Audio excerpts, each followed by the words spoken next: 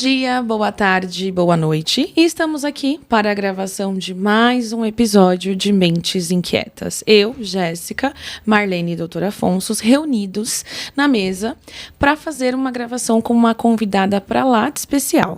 E hoje será online. Ela está diretamente de Curitiba e como ela é muito especial, a gente resolveu trazê-la aqui de uma maneira diferente, para a gente também super novo, ela no online e nós aqui presencial, que é a Cecília Galete. Ela é psicóloga, neuropsicóloga, especialista em gerontologia pela Sociedade Brasileira de Geriatria e Gerontologia. Mestrado pela Faculdade de Medicina da USP, né, em psiquiatria, e área de concentração em transtorno do impulso e jogos. Ela participou do serviço de geriatria do Hospital das Clínicas de 2016 a 2021. Então, ela é uma ex-funcionária do HC. Parceira com a Marlene, né? Trabalharam juntos, tiveram esse prazer, né, Cecília? E hoje a gente está aqui para trazer a pauta com você. Nós estamos querendo, né, muitos curiosos aqui, entender como que você vê atualmente os idosos, né? O que você tem percebido da mudança, da sociedade, das cobranças? Conta um pouquinho para a gente na sua prática. Primeiramente, agradeço o convite por participar dessa conversa, né? Para mim também é novidade, então vamos lá. O que eu vejo, Jéssica, da questão dos idosos, eu trabalho com idosos já, população idosa há bastante tempo, né? O que eu vejo é que, assim, o que a gente sabe, saiu recentemente, né, os dados aí do censo do IBGE, da nossa população brasileira, e eles constataram que a gente já vinha percebendo que é um aumento significativo da população idosa no Brasil, né? Então, só lembrar que idoso no Brasil são pessoas com 60 anos ou mais, tá ok? E essa porcentagem da população em 2022, ela alcançou 15,8% da população total brasileira. É bastante, né? E para complementar o que eu estou dizendo aqui, é que essa população de 60 anos ou mais cresceu muito nos últimos 12 anos. Eu acho que em torno de 46%. Tá, de 2010 para agora, 2022. Então, a gente tem um aumento significativo dessa população que é considerada idosa, né? A gente tem um estatuto, temos a Organização Mundial de Saúde, que determina uma idade que é 60 anos, tá? Ou mais. E aí, quando você me pergunta como que eu estou percebendo, como que os idosos estão vendo aí o mundo, né? Aí eu te devolvo uma pergunta, né, para a gente pensar juntas e inquietar ainda mais a mente, que assim, de que idoso nós estamos falando? Porque um idoso de 60 anos é bem diferente de um idoso de 70, de 80, de 90, né? Então, são percepções, assim, o que a gente observa, né? Um mundo hoje, um mundo muito mais tecnológico. Eu vou falar, assim, do que está me vindo à mente, das mudanças, eu acho que mais significativas das últimas décadas, né? Que eu acho que chamam mais a atenção do mundo de uma forma geral. Então, a tecnologia, o mundo hoje está muito mais digital, né? E os idosos estavam aprendendo, estavam se inserindo num determinado ritmo e, de repente, com a pandemia, por exemplo, eles foram empurrados, né, para esse mundo digital, de WhatsApp, de essas plataformas digitais, né, até mesmo para você conseguir acessar um plano de saúde, fazer uma consulta virtual, né, uma teleconsulta. Então, pegando esse exemplo, né, da tecnologia, de como está hoje, é claro que eu tenho os idosos de idade mais avançada, uma geração mais velha de idosos, que teve muita dificuldade para se familiarizar, por exemplo, né, com a tecnologia. Agora, os idosos, que a gente chama de idosos mais jovens, 60 anos ou mais, a maioria não teve tanta dificuldade, né? Então, a gente tem que ir olhando para essas gerações de idosos, né, para quando a gente fala do olhar deles para o mundo, né? Outra questão, eu vou falando e vocês vão me interrompendo aqui, tá? Outro ponto, né? Por exemplo, a sexualidade. Hoje em dia, o que a gente fala muito da diversidade sexual, né? Então, a população trans, as uniões homoafetivas, né? Como que os idosos olham isso? Tem muito idoso da geração 60, 70 anos, 75, que passou a se assumir, a sair do armário, nessa fase da vida, por exemplo, né? E muitos são marginalizados. Então, se a gente fala que o idoso já é uma população excluída, que já tem uma tendência a ser deixada à margem da sociedade, o idoso trans, o idoso homoafetivo, homossexual, ele é deixado ainda mais à margem. Né? É o excluído do excluído. E aí tem várias outras situações que a gente percebe que, por exemplo, um idoso que saiu do armário, como a gente fala, né, aí com 60, 70 anos, de repente desenvolve um quadro neurodegenerativo, uma doença de Alzheimer, e aí ele é institucionalizado. Aí o que acontece, né? Como é que você lida com isso? Ele volta para o armário? Como que a gente lida com isso, né? A família, né? Falando... Oi? A família deles, como que lidam com essa situação? Então, na minha experiência, o que eu vi, a maioria das famílias dos idosos, de uma geração, sabe, 75 anos ou mais, não lidam de uma forma tranquila, tá? Muitos acabam se assumiram a sua sexualidade ao longo aí da juventude ou da vida adulta, muitos deles foram excluídos pela família e acabaram envelhecendo ou sozinhos ou com seus companheiros, um amigo ou outro, tá? E acabavam não tendo suporte da família. Nossa. Tá? Muitos, assim, da minha experiência lá do hospital, e é isso, eles acabam tendo que contar com uma rede de suporte social, né? Fazer amigos ao longo da vida, porque senão acaba sozinho, a família acaba abandonando, não deu conta, não conseguiu lidar com essa questão da sexualidade. De modo geral... Agora, um fator... Oi? Termine, por favor. Não, o que eu ia contar que um fator interessante, que eu também tenho observado, é que idosos, né, que têm um bom contato com a família e uma relação intergeracional, né, então uma senhora de 70 anos que convive com seus netos, tem uma boa relação, uma relação saudável, legal com a sua família, com filhos e netos.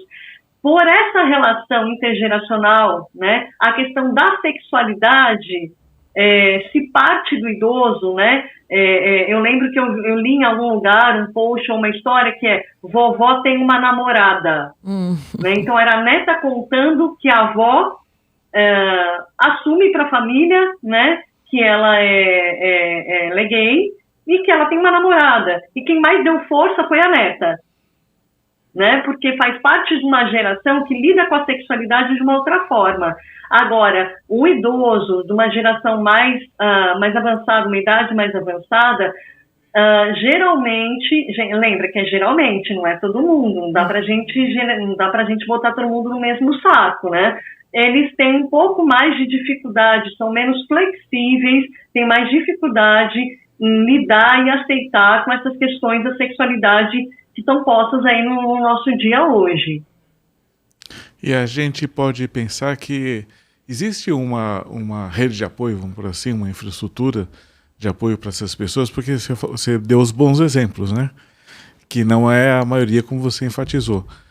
E os outros, eles têm, não sei se em Curitiba, ou se em São Paulo, ou se no Brasil, uma rede formal ou informal de apoio para essas pessoas, porque, digamos, um idoso de 80 anos que não lida bem com a tecnologia, não lida bem com a família, né, por razões variadas, como é que é a vida dessa pessoa? Qual é a expectativa dela em termos de infraestrutura? Então, no Brasil, né, a gente tem os centros de assistência social, que eles prestam muito esse serviço. A gente tem as universidades abertas da terceira idade, que normalmente elas estão vinculadas às universidades, tá bom? Tanto públicas quanto privadas. Existem, sim, vários lugares, vários aparelhos, eu vou chamar assim, tanto públicos quanto privados, que podem dar essa assistência, né? Principalmente com relação à tecnologia, teve um boom aí de gente oferecendo esse serviço, tanto nas universidades, nas instituições de saúde, nas instituições nos CRAS da vida, né, Centro de Referência de Assistência Social. Isso existe, a pessoa, claro, precisa saber que existe. Eu acho que o que peca aqui no Brasil é que a gente não divulga bem a existência desses serviços, tá? Então, tem muitos idosos que não sabem que esses serviços existem, né? Então, a gente tem alguma rede de apoio, por exemplo, a gente tem ONGs, né, organizações sociais que atuam aí no sentido de orientar, de acolher, de auxiliar os idosos, né, por exemplo, com a questão dessa diversidade sexual, da tecnologia, existem. Eu acho que o que falta é a gente divulgar mais, e divulgar da forma certa, porque se o idoso tem dificuldade em mexer com a tecnologia, como é que eu faço a informação chegar até ele, por exemplo? Mas, né? Cecília, então, você está me falando assim, realmente, existem esses lugares que o idoso pode procurar.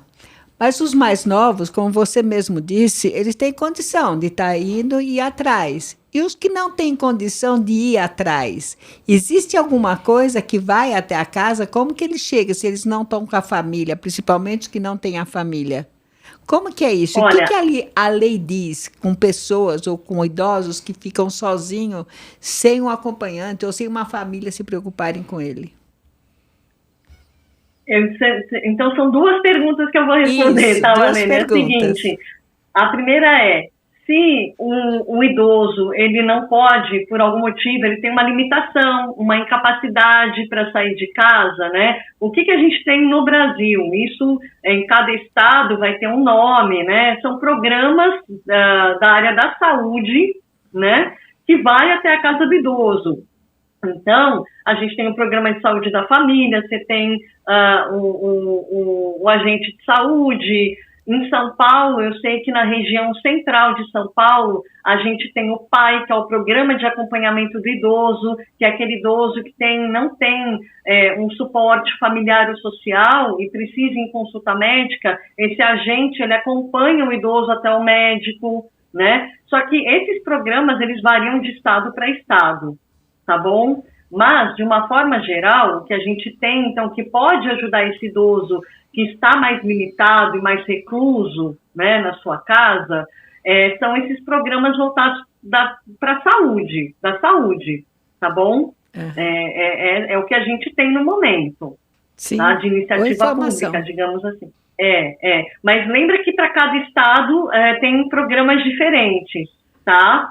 E aí você estava dizendo que, o que a lei diz com relação ao idoso desse, né? É legal a gente lembrar que agora, dia 1º de outubro desse ano, o Estatuto do Idoso completou 20 anos, tá? Então, ele foi lançado em 2003, então esse ano completou 23 anos e tem uma série de discussões acontecendo, né, na área aqui da geriatria e da gerontologia, com relação a quais avanços esteve com relação ao Estatuto, né? E uma das coisas que o Estatuto diz com relação ao apoio familiar ou não, né, Marlene, é que assim, ele fala que o cuidado do idoso, a primeira obrigação é da família, da sociedade e do Estado, tá? Só que, como que você põe isso na prática? Então, vamos pensar na realidade brasileira, Marlene. Hoje em dia, né, a nossa pirâmide, o censo aqui, que acabou de mostrar os nossos dados, o IBGE, ele mostra, a nossa pirâmide demográfica está mudando. Então, nascendo menos criança e morrendo menos gente e vivendo mais. Então, a gente tem cada vez mais uma população que está envelhecendo e a taxa de natalidade está encolhendo, né? E o que isso quer dizer? Por que eu estou falando isso para responder a tua pergunta? Antigamente, pega a tua família, Marlene, eu não sei assim, o tamanho da sua família, mas antigamente as famílias tinham muitos filhos, né? Hoje em dia, a gente tem um número reduzido de filhos por família, e está reduzindo cada vez mais, né? A gente sabe também que a população que mais cuidava dos seus familiares eram as mulheres, as filhas, né? E essas mulheres foram para o mercado de trabalho, então a gente tem mulher inserida no mercado de trabalho com menos filho. Quem cuida do idoso? Né? Olha que pergunta. Quem cuida do idoso? que precisa ficar em casa. Pega uma família pobre, né, num patamar aí que não tem condição. A pessoa não pode deixar de trabalhar porque senão ela não tem como comprar comida, né? Por mais que a aposentadoria a gente sabe, né, que é um valor normalmente baixo, isso quando o idoso ele não recebe o benefício de prestação continuada, que é um valor ainda mais inferior, enfim. Então, de repente, essa filha que já tem um filho só precisa sair para trabalhar. Como que ela vai cuidar da mãe ou do pai em casa, né? Então, a gente, quem lida com a população idosa, fica numa saia justa, porque como você cobra se você está vendo a realidade da pessoa? Então, por isso a importância de políticas públicas voltadas para esse cuidado, né? Agora, é claro que a gente sempre tem que ficar atento às questões, por exemplo, de violência contra idoso, né? Que aí inclui negligência e maus tratos, tá? Que é uma outra coisa. Então, por exemplo, na enfermaria, se a gente recebia um idoso que a gente percebia que não estava adequadamente cuidado ou devidamente cuidado, a gente sempre chamava a família, né? Porque a família sempre vai fazer parte, a gente sempre tenta envolver a família no cuidado do idoso, até para entender que tipo de suporte esse idoso tem, né? E aí, a partir dessa conversa, a gente ia verificando se era falta de informação, porque muitas famílias não sabem direito como cuidar, ou não tem como acompanhar o pai ou a mãe, né, no médico, e aí fica com a informação que o próprio idoso traz da consulta, que nem sempre é a informação mais correta, de repente não teve um entendimento correto do que o médico passou, né, enfim. Então, sempre tem que ficar atento a isso, porque se for verificado que existe algum caso de violência, que aí a gente está falando, pode falar de violência física, emocional, psíquica, financeira, que é um dos mais comuns, tá?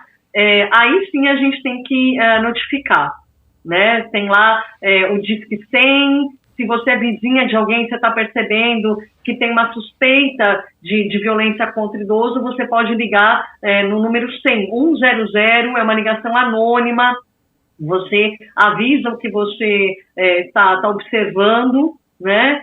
Funciona de segunda a segunda, enfim, é isso. Mas a gente sempre tem que tomar o cuidado para ter esse olhar mais criterioso para realmente colocar cada coisa no seu lugar, né? Então, é claro, se é constatado um caso de violência, isso vai ser auditado, vai para promotoria, eles vão investigar e aí vão tomar as medidas cabíveis, porque é crime. Se é constatado que existe um caso de violência contra idoso, isso é crime, tá? A pessoa pode ir presa, pode pagar a multa, enfim.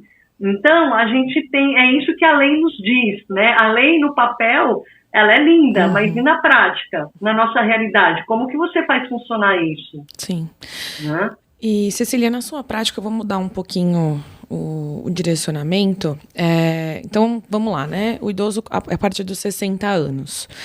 A gente, ultimamente, tem visto e aí é uma curiosidade, tá? Então, a sua prática, a teoria vai agregar. Uma dificuldade de sair, né, dos seus 30, 20 anos lá atrás e querer viver isso agora, né? Então a gente tem alguns cenários, né? O que eu vejo, alguns que vão viajar, que têm uma saúde física melhor e vão viajando o mundo e estão ali. E aí tem outros que já são um pouquinho diferente, que eles não querem ajuda de ninguém, que não querem ser cuidados, que jamais eles não são velhos. É isso que eles falam, né? Vocês estão achando que eu tô velho? Eu não tô velho, tô ótimo, olha aqui. E aí sai correndo, e aí no dia seguinte tá todo dolorido. Então, como que é essa questão psíquica, né, dessa geração que a gente tem agora? O que você percebe? Envelhecer, né? Esse envelhecer diferente, né? Passar assim, a partir de 60 anos eu tô velha. Como eu tô velha, eu tô bem. Entendeu? Como que é? Não é? É difícil essa passagem, né?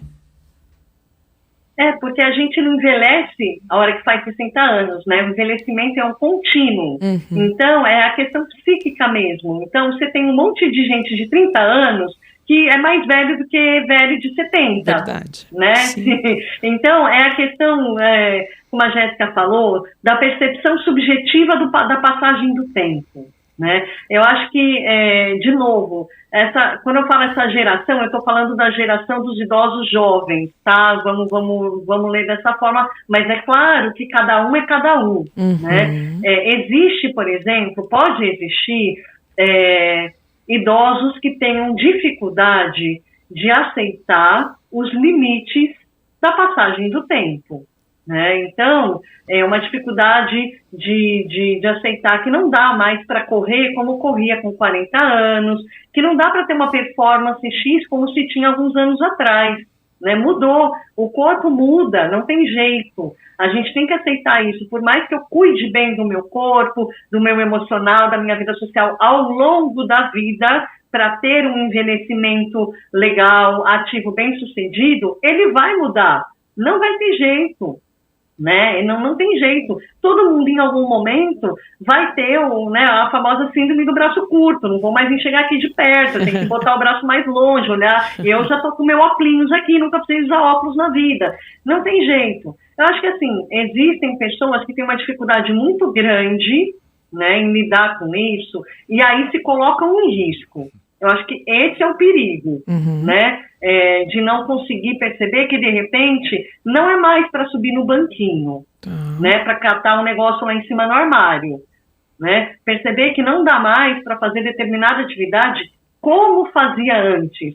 De repente, dá para fazer, mas de uma outra forma, né? Então, aceitar essas limitações na geração de hoje, de uma forma geral, né, Jéssica, eu entendi a sua pergunta, eu acho que está cada vez mais complicado para o idoso, porque, primeiro, existe uma sociedade que até então sempre prezou e valorizou o belo, o jovem, o produtivo, né? A gente está na geração fast, eu quero tudo para agora, né? E o idoso vai na contramão do que a sociedade está querendo impor. Só que, ao mesmo tempo, com o envelhecimento da população mundial e no Brasil, também tem surgido uma campanha muito forte para que os idosos sejam olhados, para que eles possam viver a vida, se cuidar e terem uma velhice saudável, né? Por questões das mais variadas, desde econômica, porque isso vai ter um impacto na economia do Brasil, até pessoal, subjetivo, para que você possa viver bem até a idade que você tiver que viver, né? Então, às vezes eu vejo muitos idosos também num conflito interno, porque ao mesmo tempo parece que eles também estão querendo agradar ou corresponder a uma expectativa que também está se criando de que ele tem que ser aquele idoso super tchotchura, né? Estou como de paraquedas, que eu vou surfar. E calma, não precisa ser assim se você não quiser. O idoso, né? Então, fitness, eu acho que né? as gerações de idosos... O idoso fitness também, né? Sim. Então, assim, eu acho que a gente está num momento de passagem, de transição, e por conta disso, né, a população envelhecendo, existe esse movimento das áreas acadêmicas e da própria população para chamar atenção para a população idosa, porque é preciso, né, e ao mesmo tempo a sociedade que ainda está um pouco lá, um pouco cá, né, então... nesse sentido de que eu vou valorizar o que é jovem, o que é produtivo, o que é viril, mas aí eu olho para essa idosa, nossa, mas espera, né? Então acho que tem uma geração de idosos que deve estar vivendo um certo conflito de aonde eu me encaixo, tipo, entre aspas, desse novo conceito, né? Porque eu acho que até hoje em dia, se você fala, sei lá, 60 anos para você é velho? Para vocês, uma pessoa de 60 anos é velho, é idoso? Para mim, não. Pois é. Né? Para mim também não, só que é considerado idoso. Mas eu vejo uma dificuldade, por exemplo, de usar aquilo que é permitido. Por exemplo, o cartão do idoso, a passagem. Não, isso bem do meu lado. Não sou velho, pra que eu vou usar? Eu tenho que pagar, eu não preciso do cartão do idoso. Eu fico, gente, mas vocês viveram tanto tempo sentar no metrô, no ônibus. Não, o senhor pode sentar aqui. Não, eu não sou senhor. Ou aquelas pessoas que você chega e fala assim, né? A senhora tá bem? Eu não sou senhora. Não me chame de senhora. Isso, Jéssica, você tá falando das pessoas com 60 anos. 60 anos. 65, né? É uma grande dificuldade mesmo, né? De fazer essa transição. E aí, essa minha curiosidade do que você deve escutar deles, Cecília, dentro do consultório. Porque deve ser uma angústia muito grande, né? Eu vou além. Esse é um tipo de angústia diferente das pessoas que são muito mais velhas, né? Que de 80 anos, principalmente, de 70 acho que fica no meio, mas de 80 anos, né? Eu estou estorvando. Quem eu serei daqui para frente? Acho que são outras coisas. Qual essa diferença do 60 que não está querendo entrar nessa questão do idoso, né? De ser idoso, então aí está querendo realmente não usar cartão de idoso, coisas parecidas, e essas pessoas que já passaram um pouquinho disso e que ainda não se aceita. Ou não se reconhece? Eu acho que tem alguns pontos que a gente deve olhar, né? A Jéssica trouxe um exemplo aí de falas de pessoas, por exemplo, que a gente pode ouvir com 60 anos. Eu até entendo quando uma pessoa de 60 anos que está independente, né? Ela está ativa, está trabalhando, ela não tem uma limitação física, né? Ela está independente, com a sua autonomia preservada, ela é extremamente funcional. Como que ela vai se sentir idosa, né? Porque eu acho que é justamente isso que eu estava dizendo, eu acho que a gente está num momento de transição, né? Será que a gente vai será que a gente realmente não deveria jogar essa idade de corte um pouco mais para frente agora, já que a gente está vivendo mais, os idosos estão vivendo mais? Mais então, e melhor, né? Não necessariamente, doutora. Não, mas até na média, certo ponto, sim. na média a gente pode pensar sim. que o idoso de 60 anos hoje está mais independente do que o idoso estava com 60 anos no final do século XX, 20, 30 anos atrás. Né? Então, melhor nesse sentido, quer dizer, em termos de independência, não digo em termos de saúde do modo geral, mas talvez também, né? Menos gente tem comportamento de risco durante a vida, né? Tabagismo, alcoolismo, drogas não sei, mas pelo menos o alcoolismo e tabagismo, isso diminuiu bastante do século passado para esse. Então a expectativa das pessoas que passem de 60 anos de idade é que elas tenham uma saúde, no geral, melhor do que a geração anterior, né? Mas aí a minha pergunta é o seguinte, eu entendi muito bem o cenário que você pôs, achei muito interessante, entre a expectativa, vamos por assim, jogar a responsabilidade para a mídia, né? A expectativa da mídia, o que se é difundido sobre a vida do idoso e a possibilidade de cada um, né? Então tem que ser muito bem acertado, e aí os profissionais que lidam diretamente com eles é que vão ficar com essa responsabilidade, vamos por assim, de ela ajustar, ou a família, né? De ajustar a expectativa que existe na sociedade, de um certo empoderamento do idoso, que é interessante, para deixar como uma esperança ou até como uma realidade possível, né? E direcionar um pouco a vida do idoso. Mas aí a minha pergunta é sobre esse cenário, que eu pensei, existem aqueles programas das grandes corporações de preparar o executivo que vai se aposentar para a vida pós-aposentadoria. Mais ou menos coincide com a idade de 60 anos, alguns vão com 70, mas de qualquer forma é este esse idoso que você chamou de jovem, que é o jovem ou que está deixando de ser jovem e vai ter que mudar completamente a vida porque a profissão, o trabalho dele vai mudar. A gente ouve falar muito desses programas. E aí eu pergunto para você, na sua experiência ou na sua observação, isto é efetivo? Funciona? Esta ajuda para a pessoa entender que ela vai se aposentar e vai ter que eleger um hobby como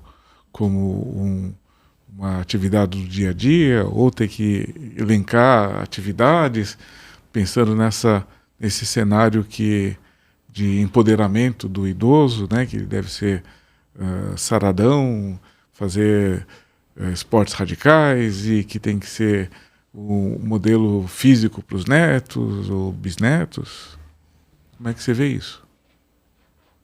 Olha, esses programas, eles vão ajudar se eles conseguirem direcionar esse idoso, se obrigatoriamente ele vai ser desligado da empresa por uma política X, né? Que isso também está sendo muito discutido no mundo corporativo, né? De você estender esse prazo, né? Esse tempo de trabalho dessa pessoa na empresa, se você não tem um motivo maior, né?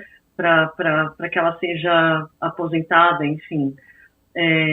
O ponto é, se a pessoa vai se aposentar com 60 anos, 65, esses programas, se eles forem bem elaborados, que nem sempre né, mas tem bons programas, eles podem ajudar, mas em que sentido? Além da pessoa dar uma revisada na vida dela, ver que ela pode ter agora uma escolha de usar esse tempo para hobby, para passear, para fazer o que der para fazer, porque daí a gente tem que lembrar da condição física, financeira, que essa pessoa vai ter a partir de então, né? Mas também lembrar, eu acho que vai ser mais efetivo esses programas, se eles olharem para a possibilidade da pessoa continuar desenvolvendo alguma atividade, remunerada ou não, mas se ela quiser remunerada, também, né? Num outro segmento, de repente para uma outra área, que de repente ela sempre quis trabalhar e não teve chance, orientar que existe essa possibilidade, de repente dele ser mais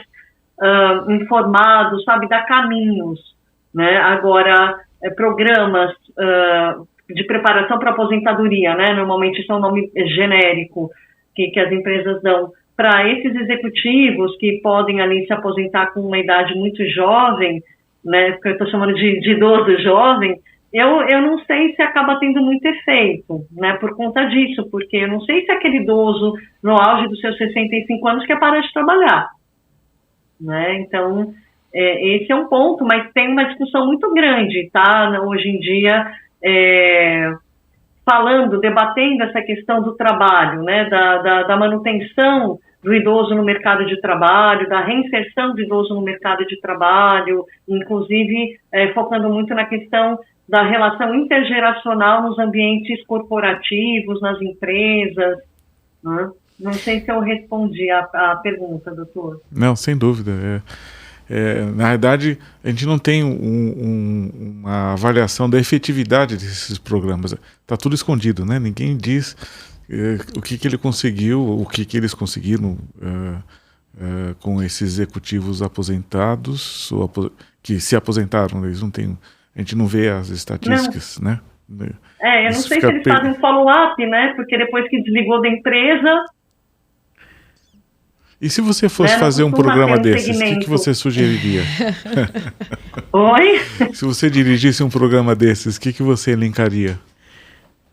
Um programa de preparação para aposentadoria? Uma preparação para ficar idoso.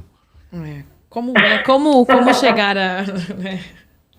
Porque nós três aqui estamos com essa expectativa. Nós vamos ficar idosos daqui a pouco, né? Nós dois. Você não. Mas eu tenho pais quase lá. Na verdade, eu tenho meu pai que já está lá e minha mãe está quase, Mas né? tem que preocupar já com os seus 20 anos, 30 anos, Acho 40 que anos? sim, principalmente financeiramente, né? Financeiramente, a saúde, os impactos que isso vai acontecer lá na frente. Tô preocupada. Vai Cecília, dá falar com a gente. Gente, a gente envelhece como a gente viveu, né? Então, se você é uma pessoa, a não ser que você tenha uma genética excelente, né? Que a genética também tem aí seu peso, mas é um peso menor. Os estudos estão mostrando aí que hábitos de vida, socialização e outros fatores têm pesos maiores do que a própria genética, né? Mas cuidar da alimentação, hábitos de vida saudáveis, né? Então aquilo que a gente já sabe, não fumar, consumir bebida alcoólica moderadamente e, enfim, práticas de atividade física, ter propósito de vida é uma coisa super importante,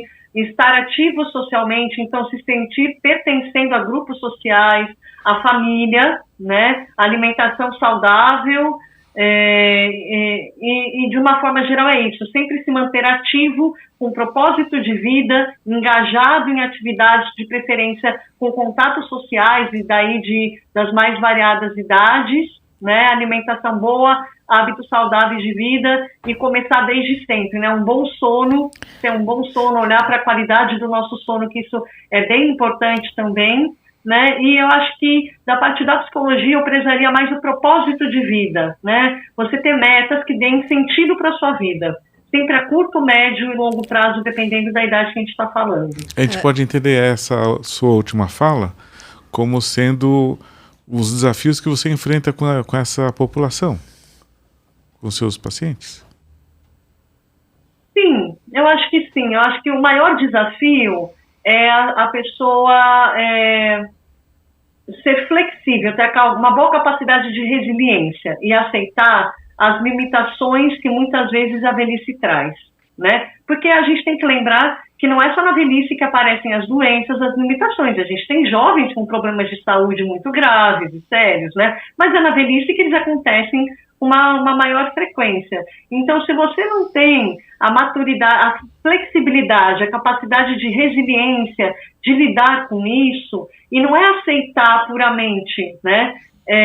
Mas é você conseguir transformar isso em alguma outra coisa legal, dentro do que você possa fazer. Então, olha, eu não posso mais dançar tango, mas eu posso apreciar num show, eu posso fazer alguma outra coisa, entendeu? Essa capacidade, eu acho que essa é a maior dificuldade, a maior queixa, a dificuldade que eu encontro na fala dos idosos. Cecília, nós estamos falando assim ainda pessoas que realmente, voltando, né, na minha pergunta, pessoas mais novas, né? Nós sabemos, eu acho que você sabe também, eu também já sei que tem muitos idosos já passando dos 100 anos, né? E Sim. isso está por conta da medicina, né? Por conta dos cuidados. Sim. Muitos estão passando dessa idade. Como, na sua opinião, como você vê isso, né? E como você vê que esses idosos, né, por mais que eles aceitam toda essa condição, estão passando por isso? Eles aceitam esse aumento de... E a família também, né? Porque a família também pensa assim, bom, né, até certa idade, né, a gente aguenta, mas até 100, passando de 100 anos. Eu mesmo tive um tio que ficou até 98, e é uma tia que passou dos 100, 102 anos, né? E como que fica isso? Eu acho que depende muito, Marlene, da capacidade funcional do idoso. Se é um idoso que está envelhecendo com 96, 98, funcional, ativo, pouco dependente ou parcialmente dependente, é uma história, né? Ele vai lidar com a vida dele, provavelmente, de uma determinada forma. Eu tenho contato aqui em Curitiba, o meu sogro, por exemplo, tem 96 anos, eu acho que ele está melhor que todos nós juntos aqui, né? Ele mora sozinho, ele é autônomo, ele é super funcional, mas assim, ele sempre foi uma pessoa de bem com a vida. Ele é prático, ele é otimista, muito bem-humorado, então ele vê a vida dele de uma forma prática, e ele sabe que ele está próximo da finitude, né, da morte, que é a grande questão quando a gente fala no envelhecimento. E ele tem o jeito dele de lidar com isso, com a religião, né? Aí entra a espiritualidade, a religiosidade, que é muito importante, né?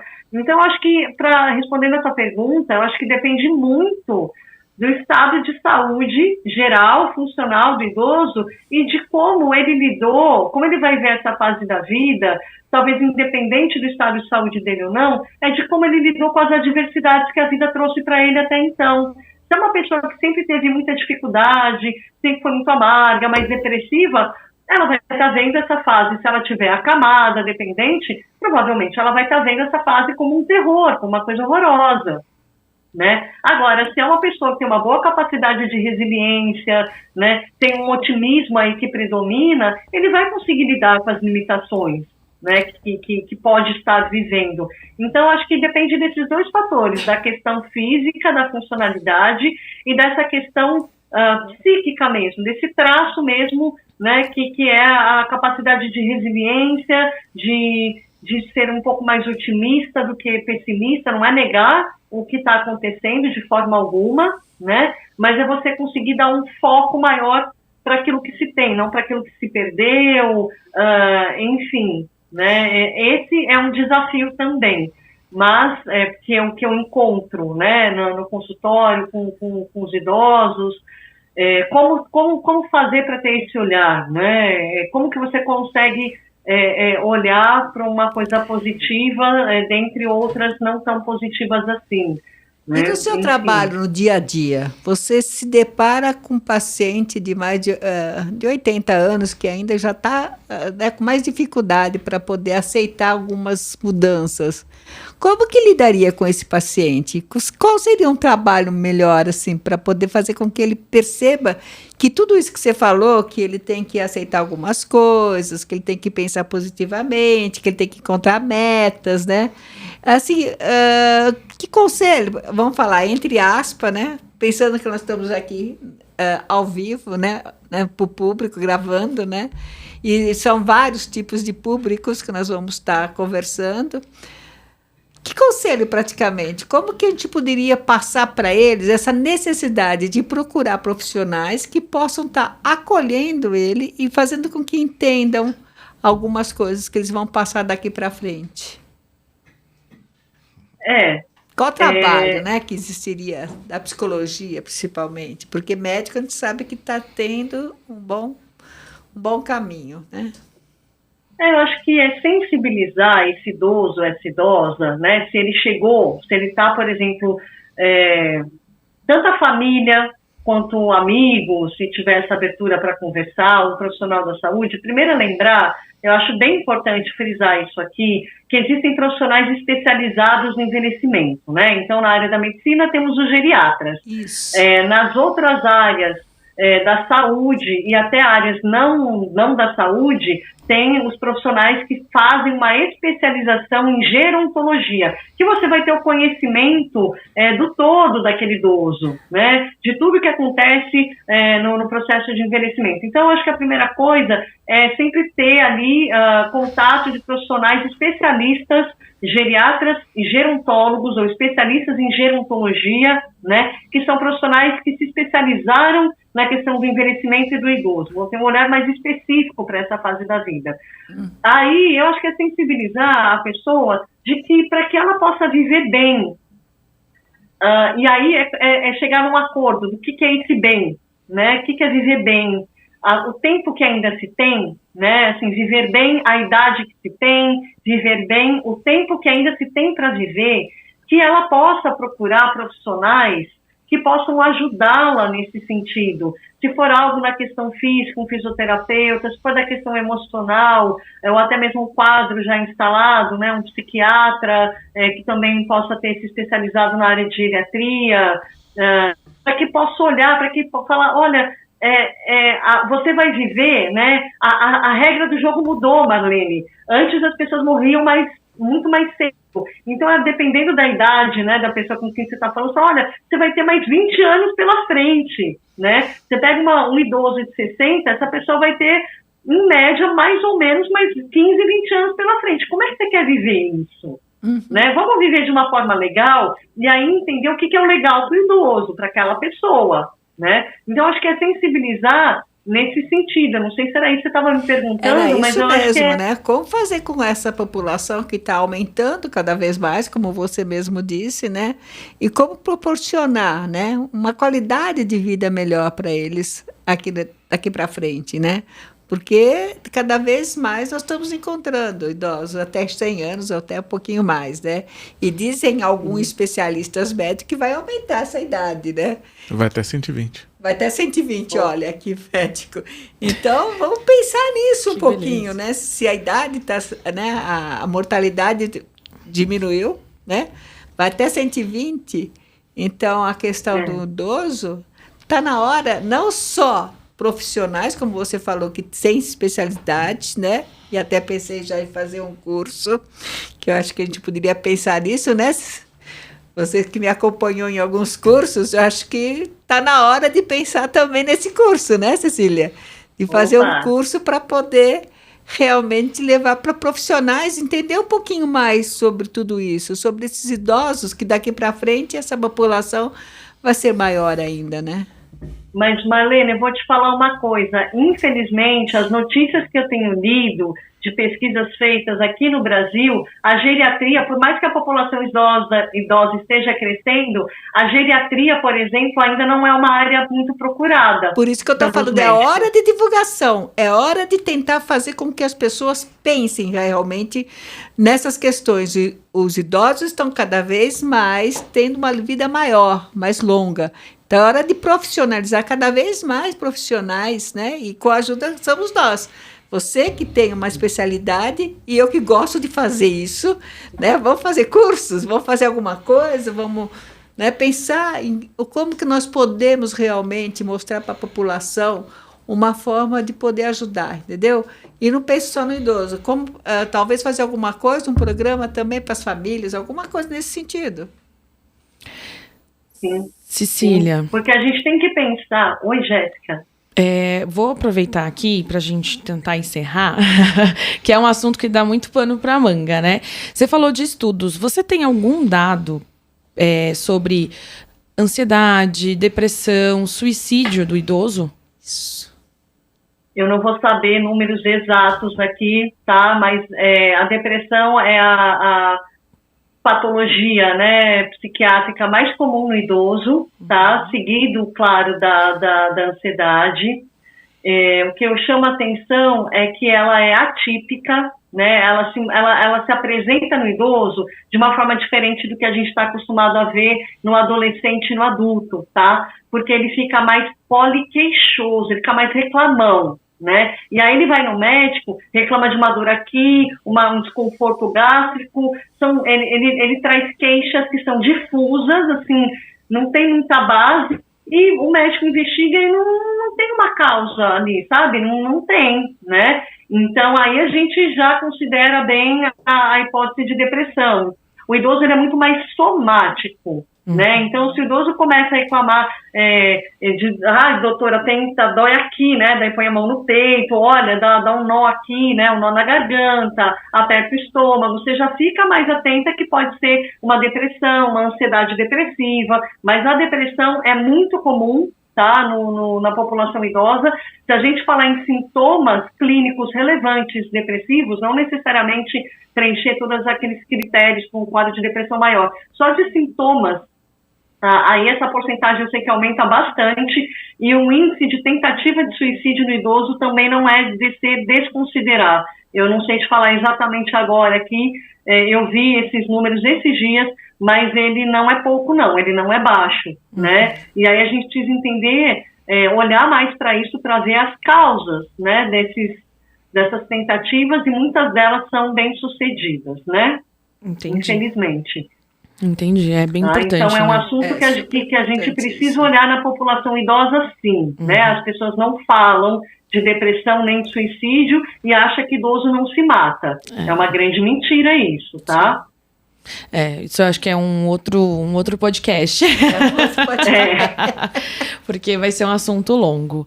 Bom, Cecília, muito obrigada. Quer deixar suas redes sociais? Pode ser. Eu acho que no meu Instagram deve estar como Cecília Galete, o meu nome mesmo. E é isso aí. Eu agradeço a oportunidade de estar conversando aqui sobre esse assunto que eu adoro, né? Adoro esse trabalho que eu já desenvolvo aí há mais de 20 anos. Muito obrigada, Cecília. Sempre muito parceira, né? Saudades também daqueles tempos nossos de preparar cursos, né, Marlene? Né? Nós temos que nos unir novamente, né? Mesmo distante da... É isso que eu ia falar, tecnologia em curta distância. Isso, vamos ver se nós conseguimos fazer alguma coisa. Obrigada pelo seu tempo, né? Coitada, a gente tá dominando ela. Tadinha. Obrigada. Obrigada, viu? Bom, gente, eu que agradeço muito o convite e obrigada aí por dar a oportunidade fazendo online, né, dessa forma diferente, assim eu pude participar. Muito obrigada. Imagina, conta com a gente. Obrigado a nós. Então é isso, pessoal. Compartilhe, como eu sempre falo, eu acho que o idoso está em todas as gerações, em toda a comunidade, todas as famílias. Então é muito importante a gente ouvir e entender para cuidar dos nossos velhinhos, né? Eu sei que eles não gostam que a gente fala assim, mas eles são os nossos velhinhos. Então, compartilhe com quem você acha que deve. Obrigada, até o próximo episódio.